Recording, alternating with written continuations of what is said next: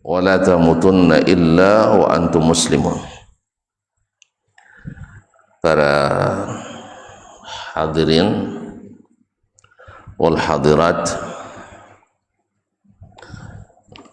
bapak dan ibu-ibu, saudara-saudara dan saudari yang saya muliakan, yang saya hormati, yang saya cintai. Alhamdulillah, kita mesti senantiasa bersyukur pada Allah yang senantiasa memberikan kepada kita nikmat dan karunia dalam segala situasi dan keadaan kita. Termasuk pada hari ini Allah izinkan kita untuk sama-sama datang ke rumahnya ini, tempat yang paling mulia dan yang dicintai Allah Subhanahu wa ta'ala, yaitu masjid ahabul biqa'i ilallahi al-masajid, tempat yang paling dicintai Allah di permukaan bumi adalah masjid-masjid. Kemudian dalam munasabah, amalan yang paling dicintai Allah pula, yang paling mendekatkan kita kepadanya, yaitu salat maghrib berjamaah dan insyaallah isya, yang fadilatnya sama-sama kita ketahui bersama. Man shallal isya'a fi jama'atin faka'annama qama nisfa lailah atau shalla nisfa lailah. Siapa yang salat isya berjamaah, maka seperti orang yang salat setengah malam. Kalau kita salat subuh pula besok berjamaah, maka dapat pahala seperti salat semalaman, dan itu salat wajib. Itu salat wajib. Nah, alhamdulillah kita beruntung mendapatkan nikmat ini. Ditambah lagi kita duduk di majlis yang juga Allah berjanji, ma jalasa qaumun fi baitin min buyutillah yatluna kitaballah wa yatadarasunahu bainahum illa nazalat alaihimus sakinah wa ghasyiyatuhumur rahmah wa haffathumul malaika wa dzakarahumullahu fi man indah. Tidak adalah suatu kaum yang duduk di salah satu rumah Allah, itu masjid, kecuali turun kepada mereka as-sakinah, kemudian mereka diliputi oleh rahmah, yaitu rahmat kasih sayang dari Allah Subhanahu wa ta'ala, wa haffathumul malaikah, dan mereka dikelilingi oleh para malaikat, wa dzakarahumullahu fi man indah, dan Allah akan sebut-sebut mereka di depan para malaikat di sisinya. Kalau kita disebut-sebut di atas, maka ketika kita balik nanti kayaknya banyak yang kenal sama kita di atas. Kalau malaikat-malaikat dah kenal, dah perlu khawatir naik, ya. Inna lillahi wa inna ilaihi raji'un. Ma'asyar kiram dirahmati Allah. Kemudian di akhir perjumpaan akan dikatakan kepada kita, qumu maghfuran lakum, berdirilah dalam keadaan dosa-dosa kalian diampuni, dalam keadaan dosa-dosa diampuni. Berarti juga duduk-duduk seperti ini menyebabkan dosa-dosa kita dibersihkan dan diampuni. Masya Allah, tak lama-lama sampai azan. Habis itu lepas azan tambah sikit sampai qomat.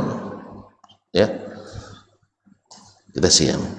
Alhamdulillah, mudah-mudahan apa yang dijanjikan semuanya kita dapatkan.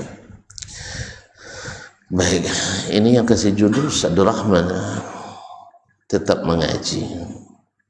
Itu ya, tetap mengaji.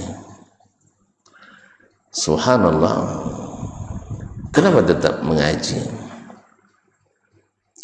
Karena tadi sudah kita katakan, mengaji ini adalah kebutuhan pokok kita.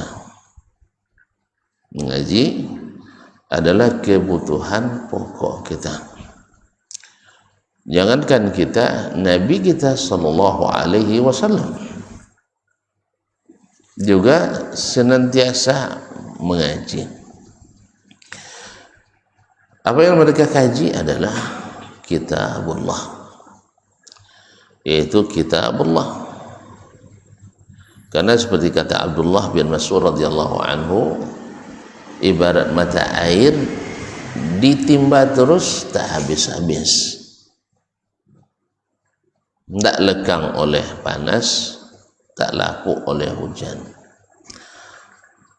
Apapun yang kalian nak cari, di dalamnya kalian dapatkan. Makanya kaum muslimin dan muslimat di bulan Ramadan khususnya, Nabi mudarasatul Quran, mengaji Al-Quran bersama gurunya. Siapa guru? Nabi alaihissalam, malaikat Jibril alaihissalam. Karena Jibril yanzil ila Nabi SAW kulla laylatin min Ramadan yudarisuhul Quran, melakukan mudarasatul Quran, yaitu mengulang kembali membaca, memahami, mentadaburi Al-Quran. Makanya satu bulan Ramadan itu tamat satu kali oleh Nabi bersama Jibril alaihissalam. Padahal kalau hanya sekedar membaca itu satu hari bisa khatam, karena Nabi salat malamnya satu, tahu sendiri, satu rakaat sampai 5 juz. Kan dia salat malam, lalu didatangi oleh Abdullah bin Abbas, dan yang lain juga ada Abdullah bin Mas'ud radhiyallahu taala anhum. Dikira Nabi salatnya tidak lama, ternyata salah masuk, kan ya? Selesai baca Al-Fatihah, baca Al-Baqarah. Jangan-jangan nanti pas selesai Al-Baqarah beliau ruku. Ini kan yang ceritanya. Hatta amam tuh sampai saya berkeinginan buruk. Apa buruknya? Meninggalkan salat. Thumma dakhala aw qara'a an-nisa, thumma Ali Imran. Kemudian baca An-Nisa, kemudian Ali Imran. Berapa juz itu San? Sampai An-Nisa selesai. Berapa juz? 5 kan? Itu satu rakaat. Tapi di mudarasatul Quran di Ramadan, malaikat bersama Nabi alaihissalatu wassalam membaca satu kali sampai selesai. Di hari atau di bulan Ramadan terakhir, Nabi alaihissalatu wassalam bersama malaikat Jibril 2 kali khatam satu bulan Ramadan. Untuk apa gunanya? Ma'asyiral kiram dirahmati Allah Subhanahu wa taala. Ya, padahal Nabi alaihissalatu wassalam sudah diingatkan, wala ta'jal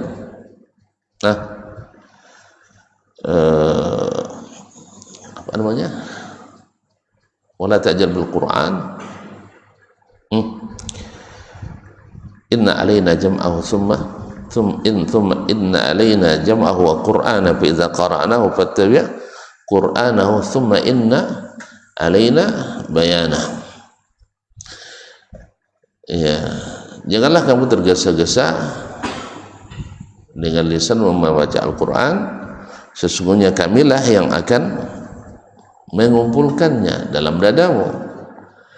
Apabila kami membacakan, maka ikutilah bacaannya, kemudian kamilah yang akan memberikan keterangannya. Kemudian Allah juga mengatakan inna nahnu nazzalna dzikra wa inna lahu lahafidhun. Inna nahnu nazzalna dzikra wa inna lahu lahafidhun. Ma'asyar kiram dirahmati Allah SWT. Dan inilah yang menjadi prinsip bagi para sahabat Nabi SAW. Tuan-tuan tahu sendiri bahwasanya alim paling alim di antara para sahabat adalah yang paling senantiasa pula tetap mengaji dengan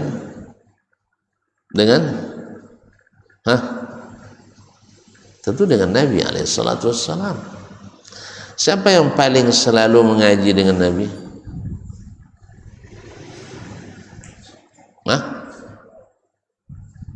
Siapa yang paling alim di antara ulama daripada sahabat?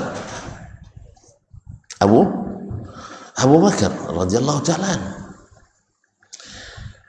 Abu Bakar, thumma Umar, thumma Utsman, thumma Ali radhiyallahu anhu ajma'in. Dan mereka ini selalu bersama Nabi alaihi salatu wassalam. Jadi tidak ada cerita bahwa saya sudah mengaji, saya sudah senior, saya tidak mengaji lagi. Maka tetap mereka mengaji dengan Nabi alaihi salatu wassalam. Dan yang paling selalu bersamanya, yang selalu hadir di majelisnya, mereka lah yang paling alim di antara sahabat-sahabatnya. Dan yang paling alim karena yang mengangkat kita itu adalah ilmu, maka yang paling alim adalah yang paling tinggi pula Allah berikan kedudukannya. Maka Abu Bakar adalah yang menempati posisi tertinggi setelah Nabi alaihissalatu wassalam. Kenapa? Karena keutamaannya yang di atas rata-rata semuanya, yaitu yang paling alim di antara para sahabatnya. Apa yang mereka ulang-ulang? Ilmu mereka tidak banyak buku, tidak banyak referensi. Ini kita hari ini kan banyak bilang harus banyak referensi, harus banyak baca, ya. Kadang-kadang harus bersanad pula. Kadang sanadnya majahil, kadzabin di dalamnya. Sebenarnya kalau seandainya tuan-tuan memang mau ilmu yang sesungguhnya, Al-Quran dan hadis adalah sudah mencukupinya. Sudah cukup Al-Quran dan hadis. Nabi yang katakan, taraktu fikum amrayni in tamassaktum bihima lan tadillu ba'di. Aku tinggalkan bersama kalian dua perkara, bila kalian pegang teguh keduanya, kalian takkan tersesat setelahku selamanya. Dan tuan-tuan tahulah, sahabat Nabi alaihissalatu wassalam adalah satu-satunya generasi umat Islam, satu-satunya generasi umat Islam yang tidak satu pun anggotanya yang terpeleset masuk aliran sesat. Selamat semuanya. Tahu tak tuan-tuan apa yang menyebabkan itu? Ahlan, bahwa mereka tak satu pun yang tersesat bukan karena banyak referensi, bukan karena banyak rujukan, bukan karena banyak bacaan, tetapi karena benar bacaannya, benar pemahamannya, benar jalur yang digunakannya. Maka dengan Al-Quran hadis mereka selamat semuanya. Mereka dengan Al-Quran hadis selamat semuanya tanpa kecuali. Maka wajarlah Nabi ketika memberikan atau menjelaskan tentang golongan yang selamat dari seluruh golongan yang ada yang akan terpecah belah. Nabi ingatkan, sataftariqu ummati ila 73 firqah, akan terpecah belah umatku menjadi 73 golongan. 73 golongan, kulluha fil jannah, kulluha fil nar wala fil jannah, fil nar. Semuanya potensi masuk neraka. Ini orang kalau dengar hadis ini dibilangnya kita tukang masukkan orang ke neraka. Macam mana pula awak nak jadi masukkan orang ke neraka? Awak aja tak tahu gitu. Sah? Bukan, kita bukan panitia neraka. Tapi Nabi mengingatkan ini supaya kita tidak menjadi ahlinya. Nabi mengingatkan ini supaya kita jangan membuat aliran dalam agama. Maka diingatkannya. Tetapi ini tidak bisa dihindari, karena tidak semua orang dapat menahan diri. Syubhat menyambar di mana-mana, dan orang-orang cerdas yang tidak taat semakin banyak. Orang cerdas dan tahu tapi tidak taat. Karena orang tersesat kan karena salah satu dari dua sebab. Satu, sebab tidak berilmu, tersesat dia. Tidak tahu, dipaksa kau juga berjalan. Malu bertanya, jalan terus. Malu bertanya, jalan terus. Akhirnya tersesat. Atau tahu yang jalan yang benar tapi tidak mengikutinya. Karena apa? Karena ada syubhat atau syahwat. Akhirnya tersesat. Wa dhalla ala ilmin, adallahu Allah ala ilmin. Afara'aita man ittakhadha ilahahu hawahu wa adalahu Allah ala ilmin.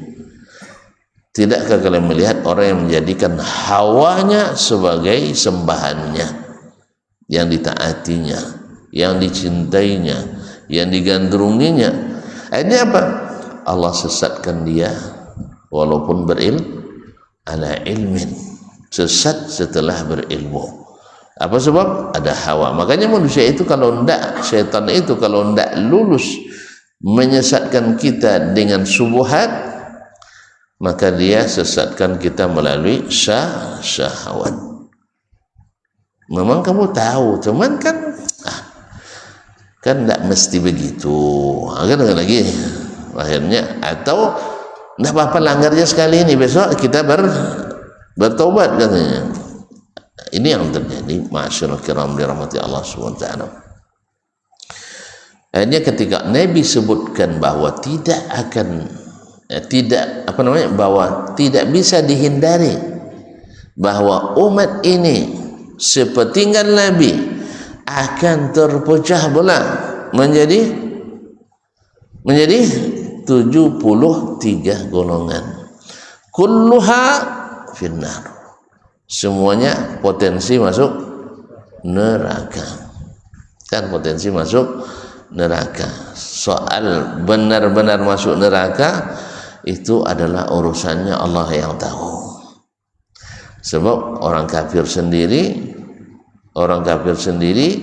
kita tidak bisa hukum langsung sekarang masuk neraka, kecuali yang mati dalam keadaan kafir. Tapi kalau Fir'aun bisa tidak kita hukum masuk neraka? Masih ragu juga ya Allah. Fir'aun masuk surga? Iya, tidak ragu lagi kita. Tapi kalau ada yang semirip Fir'aun misalnya hari ini, masuk neraka? Ya enggak, tapi calon iya. Calon. Siapa contohnya misalnya? yang calon masuk neraka banyak tuh. Takut nyebut namanya, dosa lah, yang lama-lama aja lah sebut. Jadi kaum muslimin dan muslimat dirahmati Allah SWT. Jadi yang masih hidup kita tidak tahu, mana tahu dia dapat hidayah. Makanya tidak boleh menghukum orang masuk surga dengan pasti, dan tidak boleh menghukum orang masuk neraka dengan pasti, kecuali yang dipastikan Allah dan Rasulnya Sallallahu Alaihi Wasallam, masalah gaib. Cuman potensi-potensi masuk neraka ya harus kita ingatkan, bahwasanya yang tidak masuk Islam masuk neraka, itu tidak boleh kita ragukan. Dan yang masuk Islam masuk surga.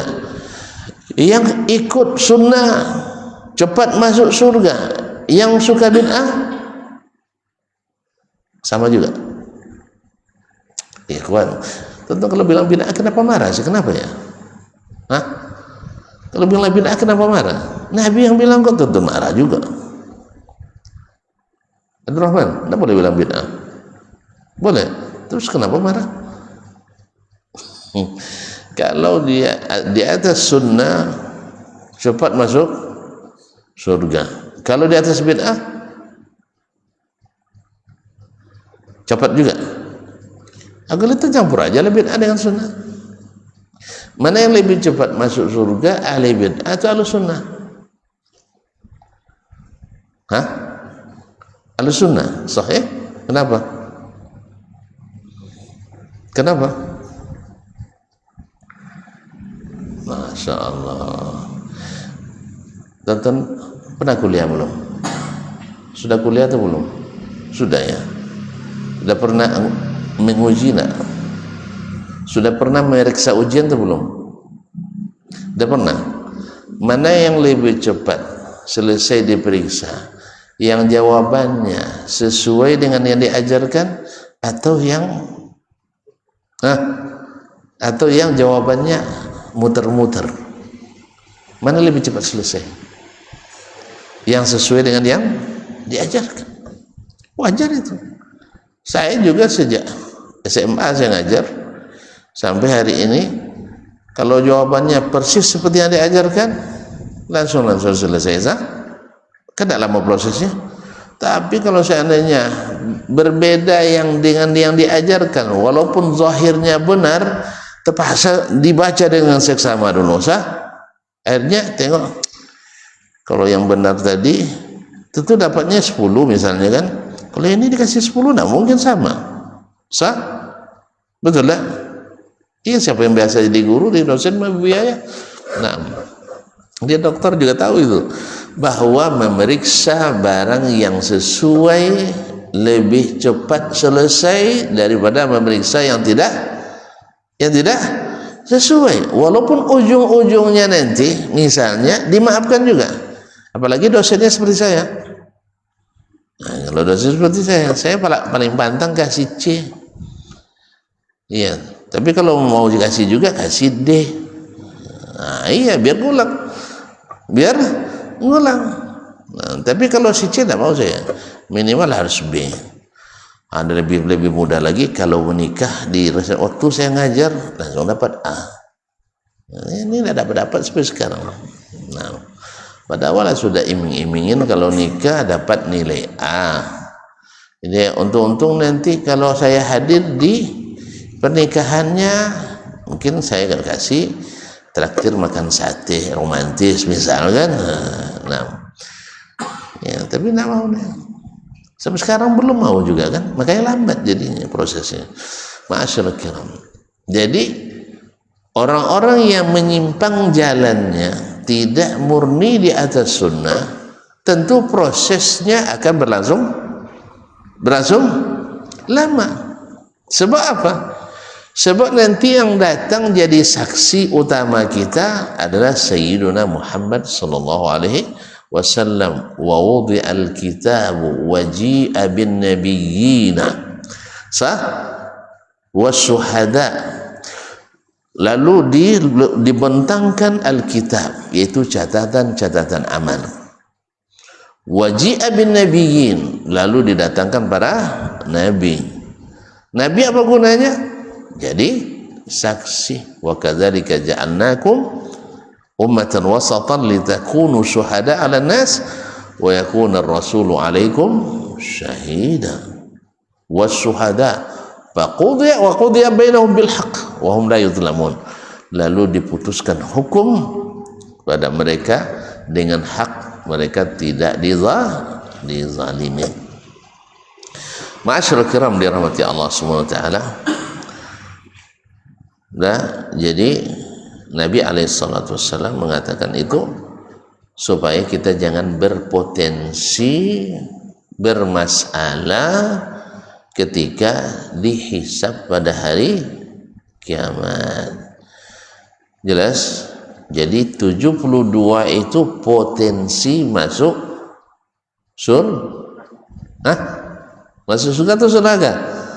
Masuk neraka. Dan neraka tidak ada yang indah, semuanya merana, sampai tidak bisa tidur karena selalu disiksa. Kalau ahli surga semuanya indah, tapi tidak bisa juga tidur karena nikmat yang tiada tara. Cuman antum nak tidur, istri cantik-cantik, makanan mewah-mewah, tempat tinggal ya, tidak terbayang sekarang, tidak pernah terdengar informasi tentang itu. Itu mau kita tidur? Tonton malam pertama aja tidak mau tidur, apalagi yang sudah menikah. Udah nikah ya? Belum ya? Mau nikah lagi ya? Subhanallah. Nah, jadi susah kita tidur karena bahagia. Ada juga orang yang susah tidur karena susah atau menderita. Nah, makanya Allah tidak ingin itu terjadi pada kita. Maka ditunjukkannya memang potensi jalan yang masuk neraka itu lebih banyak, lebih potensi untuk masuk ke neraka itu lebih banyak karena lebih mudah. Orang kalau untuk menghafal sunnah, untuk istiqamah di jalan yang benar, itu berat. Tapi kalau nak buat apa saja, ya, pokoknya tetap dianggap orang taat beragama, apa aja dibuat, tidak perlu belajar. Kan tidak perlu belajar kan? Ahli bid'ah perlu belajar?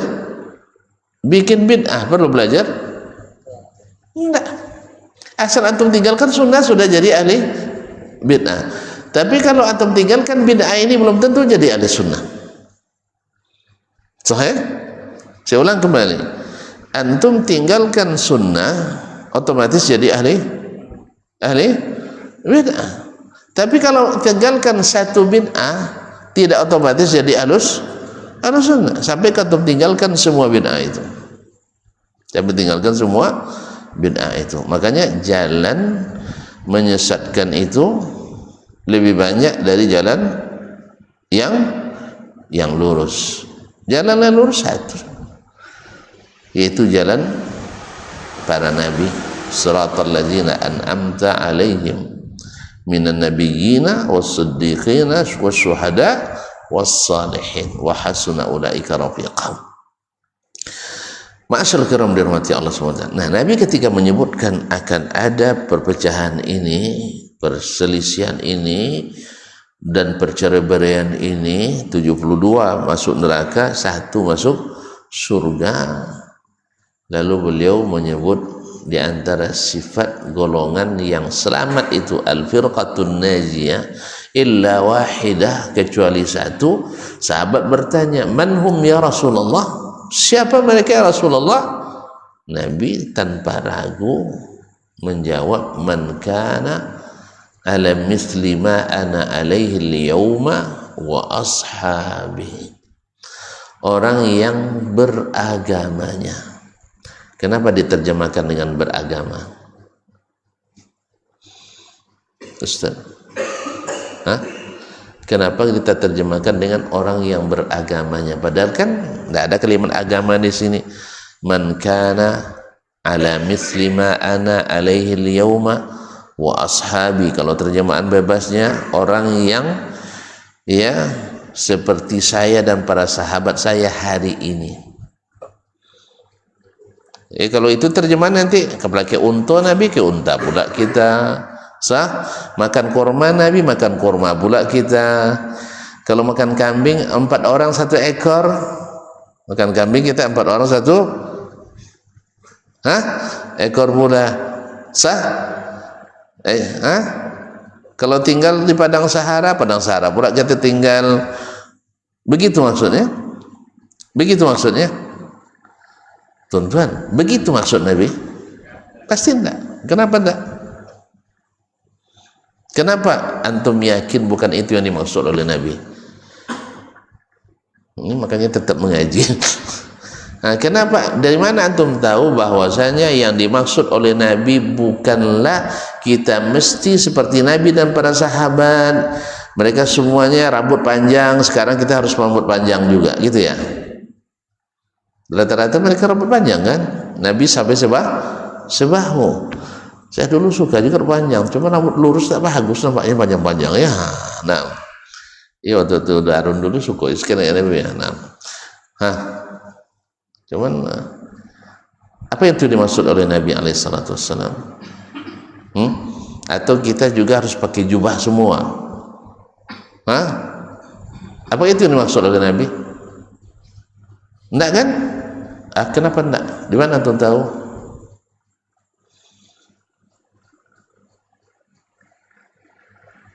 Di mana antum tahu bahwa bukan itu yang dimaksud? Dari tetap mengaji. Tahunya kita karena kaum muslimin dan muslimah yang dirahmati Allah, tak pernah terjadi dalam kehidupan ini orang beraliran ya yang menyebabkan sesat jalan karena misalnya aliran pengendara mobil apa mobil apa Pajero Sport misalnya menyebabkan masuk neraka. Saya ulang kembali, kalau kita buat komunitas Pajero Sport gara-gara itu masuk neraka? Jawablah, gara-gara itu masuk neraka? Enggak kan? Atau komunitas penggembala kambing masuk neraka gara-gara itu? Enggak kan? Atau komite pesepeda misalnya Pekanbaru misalnya, gara-gara itu masuk neraka? Berpecah belah orang gara-gara itu? Jawablah tuan-tuan. Enggak kan? Atau misalnya kelompok rambut ikal, gara-gara itu masuk neraka? Enggak. Sesat orang? Enggak. Atau pecinta bakso misalnya, masuk neraka? Ya enggak. Atau komunitas batik Melayu misalnya, atau batik ini dan lain-lain, atau komunitas peci merah putih. Ini karena keyakinan. Kalau hanya sekedar komunitas peci tidak ada masalah, cuman karena ada keyakinan ini menyimpang di dalamnya. Jadi oleh sebab itu kaum muslimin pasti Nabi mengatakan yang dimaksud saya orang yang selamat itu seperti saya dan sahabat saya hari ini bukan di masalah makanan, bukan di masalah pakaian, bukan di masalah tempat tinggal, bukan di masalah hobi, bukan masalah komunitas, tapi masalah agama. Maka oleh sebab itu diterjemahkanlah orang yang beragamanya seperti Nabi dan para sahabatnya. Itu yang mereka yang selamat. Maka oleh sebab itu sepakat umat Islam ini ketika menatakan mana golongan ahlus sunnah itu yang sesungguhnya imamnya ahlus sunnah, kemana bermuaranya?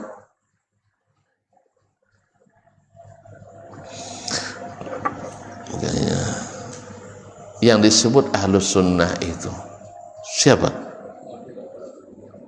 Nabi dan para sahabat. Nabi dan para sahabat, bukan golongan ini golongan itu, tidak.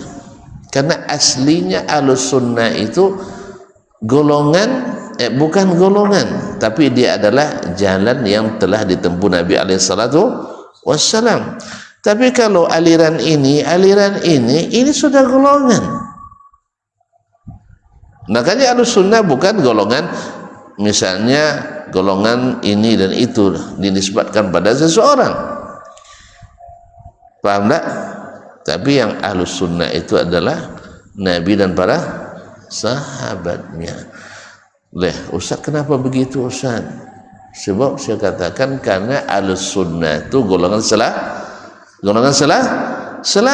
Sedangkan misalnya golongan Mu'tazilah selamat?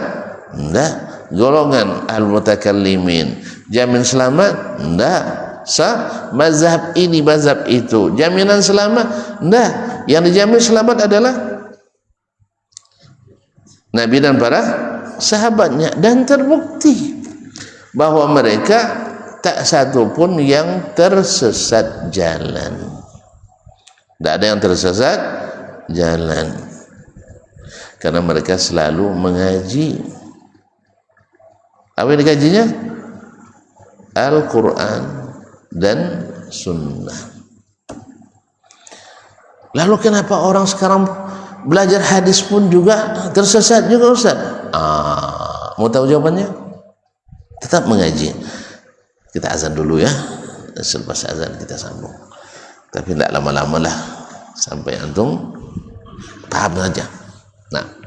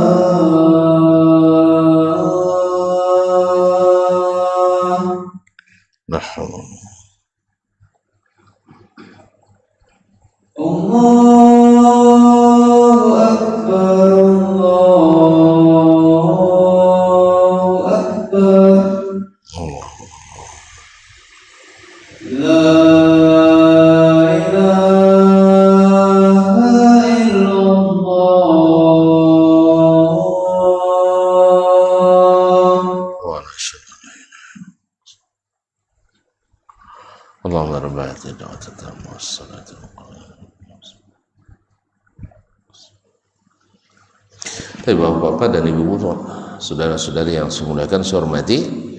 Jadi Nabi alaihissalatu wassalam yang dimaksudnya dengan golongan selamat tadi adalah yang beragamanya seperti Nabi dan para sahabat. Nah, bila dalam riwayat lain disebutkan bahwa yang selamat itu adalah ahlus sunnah wal jamaah, maka siapa sebenarnya ahlus sunnah? Siapa imamnya? Ini yang selalu dipersisikan orang, siapa imam kalian? Gitu aja repot. Kalau mau imam yang berpecah belah, maka setiap golongan ada imamnya. Paham tak? Kalau mau imam yang berpecah-pecah, bercerai-berai, setiap golongan ada imamnya. Dan tuan-tuan tahu sendirilah, setiap setiap golongan menyangka mereka di atas Al-Quran dan Sunnah. Tidak ada satupun kecuali mengaku mengikut Al-Quran dan Sunnah. Sampai Syiah sendiri mengikut Al-Quran dan Sunnah, tapi Sunnah Ahlul Bait, Sunnah yang datang dari Ahlul Bait. Mereka tidak mengakui Sunnah yang datang dari Ahli Sunnah. Al-Mu'tazilah sendiri mereka juga mengaku sebagai Ahlus Sunnah. Tapi sunnah yang mana? Menurut mereka sunnah yang bersifat yang bukan bersifat operasional. Kalau operasional boleh diganti dengan yang lain. Terus yang berita harus sesuaikan dengan logika. Apa yang tinggal lagi? Satu pun tidak ada yang tinggal lagi. Dia sunnah operasional, tidak sesuai dengan zaman ini, boleh diganti. Terus tahu operasional? Tidak tahu ya.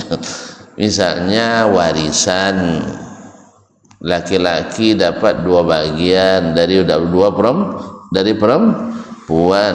Oh, ini untuk di Indonesia tidak sesuai ini. Apa sebab? Undang-undang tidak mendukung. Akhirnya ganti saja dengan undang-undang warisan yang ada tentu di Indonesia. Kalau untuk orang Jerman, di Jerman tidak dipakai, tidak sesuai, maka jadilah hukum warisan konvensional. Nah, sampai-sampai mereka juga mengatakan, ya, yang penting beribadah. Apapun yang ada ibadahi, secara otomatis menyembah Allah. Masya Allah. Orang nyembah patung, Konghucu, dia hakikatnya nyembah Allah juga. Orang nyembah yang widi, ya, hakikatnya nyembah Allah juga. Tapi yang mengatakan ini mengklaim diri sebagai ahlus sunnah. Paham betul?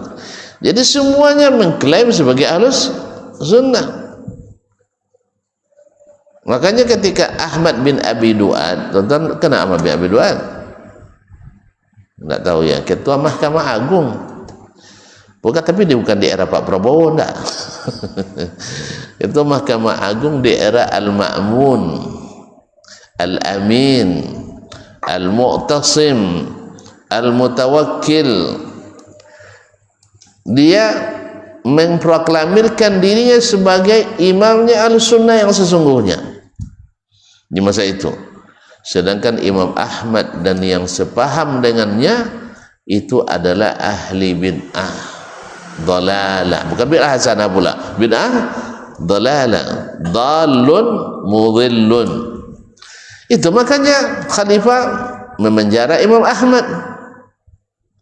Apa sebab?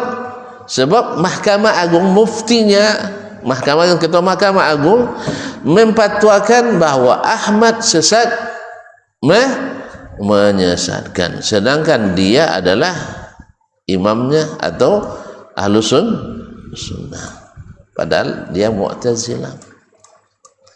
Makanya di sini ditafsirkanlah Ahlus Sunnah seperti dalam hadis tadi, ya, bahwasanya yang beragamanya seperti sahabat bersama Nabi. Maka ketika Mu'tazilah mengingkari ayat-ayat Al-Quran, apakah ada Nabi dan para sahabat yang mengingkari? Kalau tidak, berarti mereka bukan ahlus sunnah. Semakin banyak yang diingkari, semakin jauh meninggalkan ahlus sunnah. Ma'asyarul kiram dirahmati Allah, ini penting kita tetap mengaji itu. Kemudian kaum muslimin dan muslimat, kenapa harus juga tetap mengaji? Kalau tadi kan untuk meluruskan pemahaman. Karena ketika kita tidak terus mengaji, kita mendengar, oh ahlus sunnah itu adalah yang fikihnya ini, akidahnya ini, tasawufnya ini, tarekatnya ini. Kok banyak sekali sih imamnya? Sah? Betul tak? Pindah nanti ke benua Afrika, lain pula lagi ahlus sunnahnya. Kemudian pindah ke benua Amerika, lain pula ahlus sunnahnya. Pindah ke Rusia, lain lagi ahlus sunnahnya. Memang sunnah itu sunnah siapa sih yang Anda maksudkan? Mungkin dengan keyakinan ini menyatukan umat Islam? Mungkin? Nah mungkin. Jadi kalau nak menyatukan umat Islam dalam kebenaran, makanya dudukan istilah Ahlussunnah dulu. Siapa mereka? Nabi dan para sahabat. Maka imam Ahlus Sunnah adalah Nabi SAW. Maka itu kembalikan kepadanya. Ustaz, semuanya pakai hadis? Tidak. Banyak mereka yang tidak memakai hadis.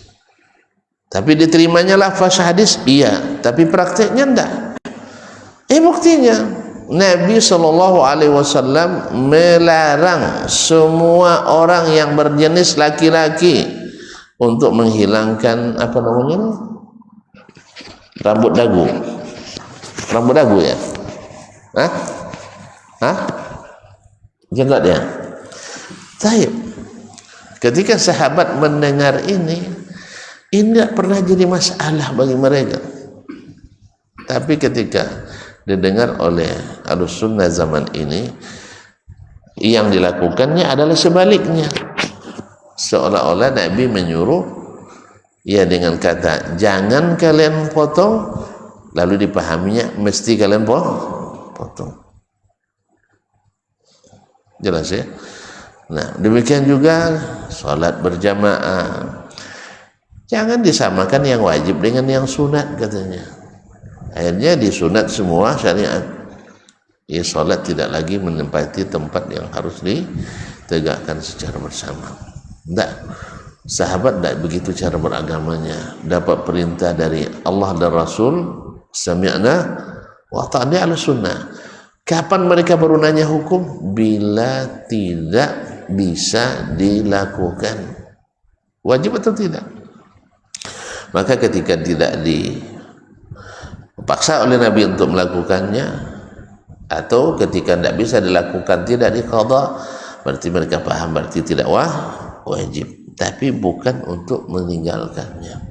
Inilah berdua Ahlussunnah wal Jamaah. Bagaimana kita meyakini atau mengetahui apa yang diyakini oleh Nabi dan para sahabat?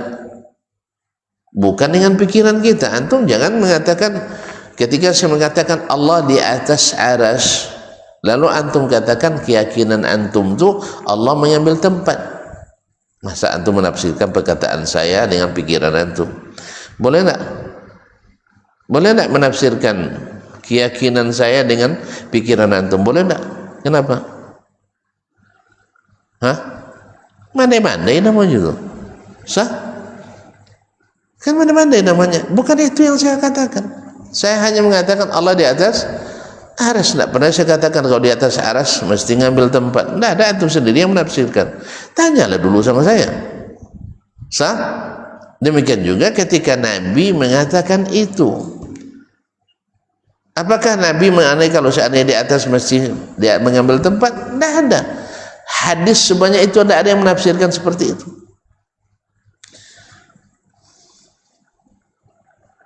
Atau kalau seandainya dia di atas mesti berjisim, mesti berbatang tubuh, antum sendiri yang menafsirkan.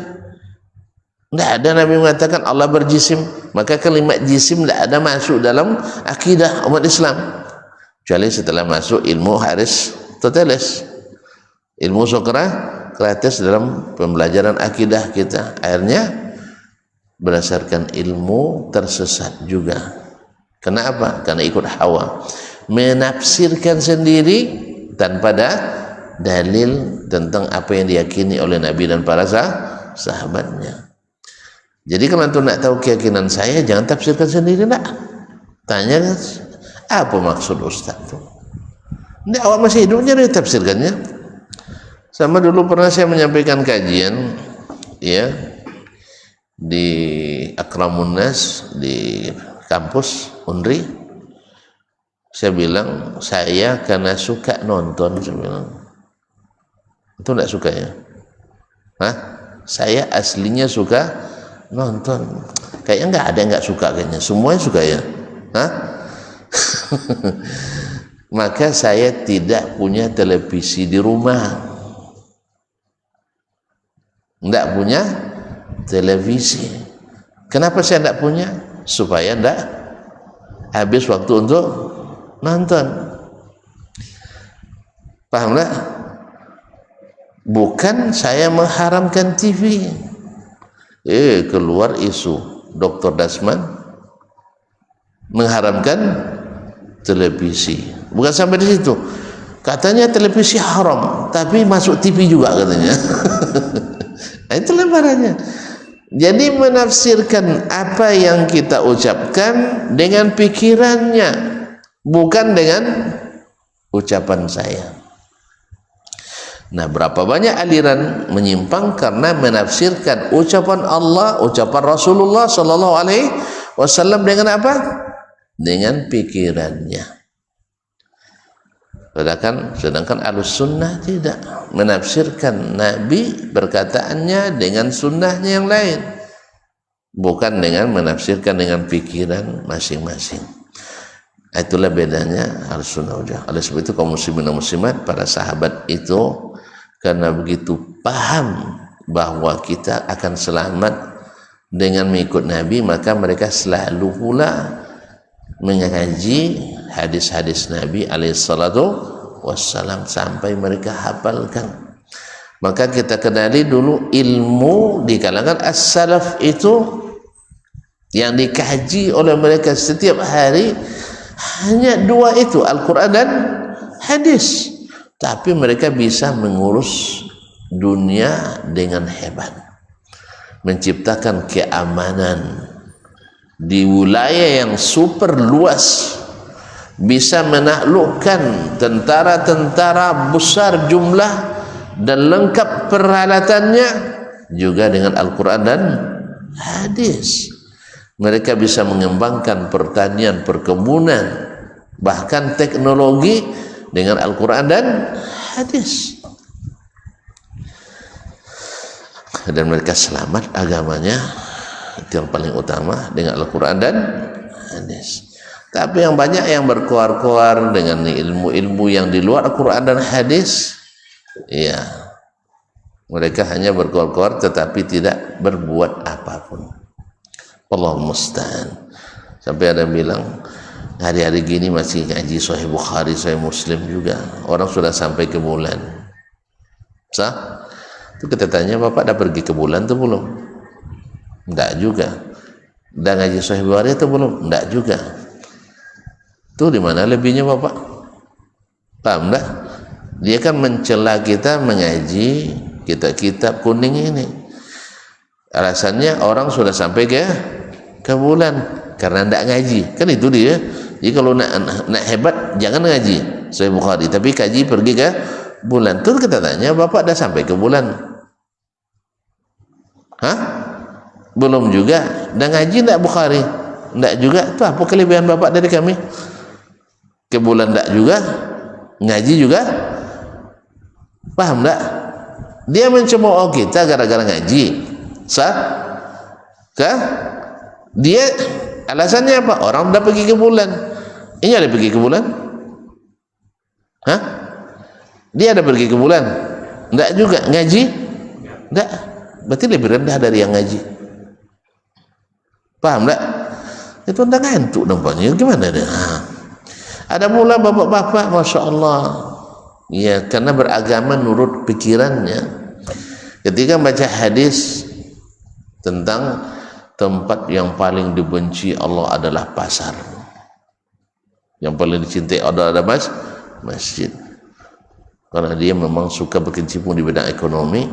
Maka dia bilang, inilah hadis Ustaz yang membuat umat Islam terbelakang, katanya. Mak, kan sakit hati kita dengarnya itu. Masa hadis Nabi membuat umat Islam terbelakang? Betul tuh Ustaz? Gara-gara hadis itu umat Islam terbelakang? Enggak, gara-gara bapak beliau umat Islam terbelakang. Ya, hadis tidak paham, ekonomi juga tidak maju. Sah? Wih, hadis inilah yang dulu dibaca oleh Abdurrahman bin Auf. Tahu tak Abdurrahman bin Auf hadis ini? Tahu tak dia hadis ini? Hah? Mak tonton tahu Abdurrahman bin Auf? Tak tahu ya? Abdurrahman tahu tak dulu hadis ini? Tahu kan? Tapi maju tak ekonominya? Maju ekonominya. Beliau itu masya Allah. Ya, kalau infaknya ini tanya lagi. Kalau dikonversikan dengan rupiah hari ini, kali-kalikan orang hampir 1 triliun infaknya selama di Madinah. Dengan nol, nominal nol, dia ke pasar, tidak pakai modal. Awak banyak modal habis, utang tabi. Habis itu cerita pula tentang hadis ini yang membuat mundurnya umat Islam. Abdurrahman bin Auf ketika meninggal, sehari orang memotong-motong emas untuk ahli warisnya, tidak selesai. Banyak apa sedikit tuh? Wih, sehari orang motong-motong emas untuk membagi, kan dibagi tuh untuk ahli warisnya, tidak selesai. Banyak apa sedikit? Awak sekali buka dan dah selesai bagi lah. Tidak banyak dah, 2 min 5 gram. Ini tak sehari orang tidak habis-habis. Karena beliau kikir, tidak. Tuan-tuan tahu sendiri tadi, saya katakan hampir 1 triliun dia infakkan. Tahu tidak, 1/3 penduduk Madinah pernah berhutang kepadanya. Awak 1/3 di sekeliling masjid Abdurrahman bin Auf aja payah ngasih hutang kan? Ya, karena sering tidak dibayar, itu masalahnya. Ngutang aja mau bayar dah, tidak mau. Kemudian 1/3 dari hutang itu dimaafkannya, diputihkannya. Subhanallah. Itu juga yang dibaca oleh Zubair bin Awam, yang ketika meninggal asetnya tidak kurang dari 2 triliun. Woi, kok tidak kayak kokolikong orang? Iya, bukan karena pakai apa no sogok-sogok pejabat, tidak ada cerita. Murni usaha. Kalau 2T asetnya kaya enggak? Kaya enggak? Di mana dicari kekayaan? Di pasar, woi, kalau astagfirullah, di pasar. Tapi orang ini masuk jajaran orang yang dijamin. Abdurrahman bin Auf dijamin masuk surga, tapi mainnya di pasar, tempat yang paling dibenci Allah Subhanahu wa taala. Kenapa? Di tempat yang dibenci pun dia bisa menjadi orang yang dicintai Allah Subhanahu wa taala. Awak di tempat yang dicintai Allah jadi orang yang dibenci? Wih, dibenci Allah. Tahu enggak? Ada enggak orang di tempat yang paling dicintai Allah tapi pekerjaannya paling dibenci Allah? Ada enggak? Siapa contohnya? Astagfirullah. Memang harus mengaji terus nih, harus tetap mengaji ini saya. Contohnya Haji Abu Lahab, Haji Abu Jahal. Di mana main dulu? Hah? Astagfirullah. Di mana mainnya Abu Lahab dulu? Di Masjidil Haram, dekat Ka'bah. Haji Abu Jahal di mana mainnya? Sama sih, pengurus Masjidil Haram, Ka'batullah, tapi melakukan pekerjaan yang paling dibenci Allah. Apa itu? Mak tidak tahu juga, harus ngaji kita nampaknya. Syirik. Sah? melakukan perbuatan syirik yang paling dibenci Allah Subhanahu wa taala, padahal dia di tempat yang paling dicintai. Kenapa?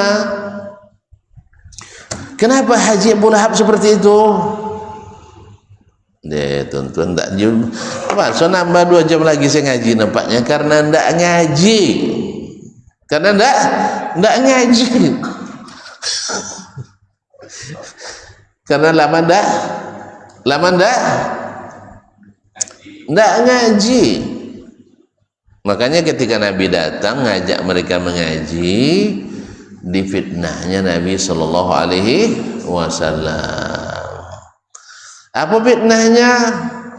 Muhammad bawa ajaran baru. Apa fitnahnya? Muhammad nak merusak tatanan masyarakat. Apa-apanya? Muhammad bawa aliran keras. Jelas? Pemecah belah umat. Nampak tu? Jadi gara-gara ndak ngaji, orang berada di tempat yang terpuji tapi terpuruk. Sebaliknya, orang yang ngaji berada di tempat yang paling buruk, yang banyak syaitannya, tapi mereka selamat. Bahkan di antara mereka yang dijamin masuk surga. Jadi hadis tidak salah Pak Haji. Pak Haji yang salah karena tidak paham hadis, akhirnya menyalahkan hadis. Hadis ini bukan menyebabkan keterbelakangan umat. Hadis ini membuat umat maju, bahwa di pasar harus ekstra hati-hati. Gimana supaya kita tetap hati-hati? Sering mengaji, tetap mengaji. Ini mentang-mentang profesor doktor tidak mau ngaji. Ini profesor doktor dalam perekonomian kadangnya sudah pula membuat keputusan krusial di rumah-rumah Allah. Sah? Kan ada kadang profesor doktor di bidang ekonomi jadi pengurus masjid, menentang kaji ustad. Nah, Ustaz Asman ya kasih jadwal enggak? Kaji beda dengan kita. Oh iyalah, tuan-tuan kan kan ngaji ekonominya kan. Terus itu dia dulu dengan guru agama, itu tidak sama lah. Bapak beragamanya ikut hawa, kalau beliau ikut ilmu. Kalau ikut ilmu selamat tak tadi? Selamat. Kalau ikut hawa sesat. Bahkan orang berilmu pun ikut hawa tersesat. Orang berilmu pun kalau ikut hawa juga tersesat. Makanya tidak sedikit kita lihat fatwanya dulu haram, tapi karena lain satu hal dan lain hal merubah menjadi haram. Ya kan tidak jelas juga haramnya, tapi haram. Nah, hampir-hampir halal. Makanya ada seorang syekh di Timur Tengah sana, di masyarakat awam negerinya saja dikenal dengan Ustadz halal. Mufti besar dia. Apa sebab? Karena tadi adallahullahu ala ilmin. Karena menjadikan hawa sebagai ikutannya, sebagai gandrungan yang dicintainya, sehingga fatwa-fatwanya cenderung menghalalkan semua cara. Allahu musta'an. Dan sayangnya dia boleh jadi rujukan besar pula bagi ahli hawa di negeri-negeri kita. Mau tahu namanya? Bilanglah ndak usah, nanti riba antum. Ndak usah. Antum cukup tahu bahwa ada orang berilmu yang juga tersesat karena apa? Karena hawa. Dia kalau antum tanya habis Quran nanti, banyak apal hadis nanti, tahu fikih nanti. Dan cuman masalahnya fikihnya membuat dia menghalalkan yang haram. Orang masuk neraka, nanti nerakanya habis, akhirnya masuk surga. Orang kafir ujung-ujungnya masuk surga. Innalillahi wa inna ilaihi raji'un. Sesat apa enggak? Sesat enggak? Sesat. Syekh besar, mufti. Dia juga yang menghalalkan riba. Ketika terjadi kudeta di negerinya, Dia juga yang fatwakan orang-orang yang demo itu tembak saja di tempat. La haul. Makanya banyak yang mati. Mau antum ditembak di tempat? Nah, jangan fatwakan. Ya, makanya seharusnya di masa-masa fitnah seperti ini bukan fatwa. Ya, orang tentara tuh menunggu fatwa itulah kan polisi kan. Nah, dia fatwakan tembak saja. Padahal orang aksi, mohon maaf walaupun kita tidak menyetujui, tapi ini aksi damai yang tidak boleh dilawan dengan kekerasan. Ya, mau jangan salah paham ya. Kalau gitu kata, enggak, saya bukan pendukung aksi, saya pendukung ngaji. Mohon maaf. Kalau aksi saya bukan orator, kalau ngaji saya ustadz, dai, ustadz ya. Yang kalau yang aksi kan biar orator aja lah, dak ya, korlap aja kan. Ya kalau saya enggak, saya kan ustadz, dai, makanya saya pandainya ngaji, ustadz ya. Nah, janganlah dipaksa saja orasi lah. Nah, kecuali orasi ilmiah nanti tidak apa-apa. Tapi kalau untuk ini jangan. Jadi kaum muslimin dan muslimat dirahmati Allah, orang-orang kalau tidak mengaji bisa-bisa salah paham terhadap agama. Dan kalau salah juga mengaji juga diselewengkan dari tujuan mengaji itu sendiri. Makanya bukan referensi yang banyak yang perlu, tapi adalah kebenaran dan kekuatan referensi. Bukan hanya sekedar ilmu yang hebat yang diperlukan, tapi adalah kekuatan memegang ilmu itu dengan kuat. Karena memang memegang Al-Quran dan Sunnah memang dengan kuat. Khuzil kitaba biquwwah, pegang dengan kuat, dan kekuatan tidak terbangun kalau hanya selesai ngaji setengah kita berhenti, atau setengah-setengah mengaji, atau setengah-setengah hati mengulang kaji, atau setengah hati mengikuti dan mengamalkan kaji. Maka tetap mengaji ya Syekh.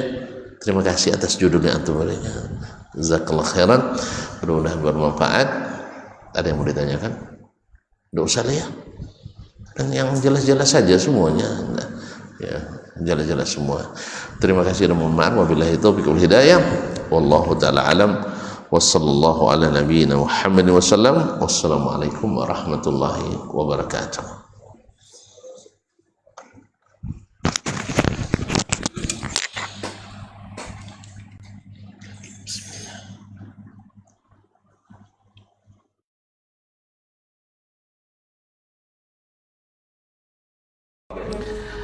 Bismillahirrahmanirrahim. Assalamualaikum warahmatullahi wabarakatuh. Alhamdulillah, kita sedang berada di Dimsha Travel. InsyaAllah ada yang mau ikut di awal Ramadan tanggal 19 Februari 2026. Sama-sama ketahui al-umratu ilal umrati kafaratul lima bainahuma. Dari satu umrah ke umrah yang lain menghapus dosa di antara keduanya. Lebih lagi, al-umratu fi Ramadan kahajjatin ma'a Rasulillah sallallahu alaihi wasallam, seperti yang beliau bilang, al-umratu fi Ramadan kahajjatin ma'i. Umrah pada bulan Ramadan adalah sama dengan haji bersama saya. Insyaallah kita berharap kepada Allah SWT mudah-mudahan diberikan taufik bersama kita melaksanakan dan meraih kebahagiaan ibadah yang nyaman ini. Mudah-mudahan bermanfaat di dunia dan akhirat. Wassalamualaikum warahmatullahi wabarakatuh.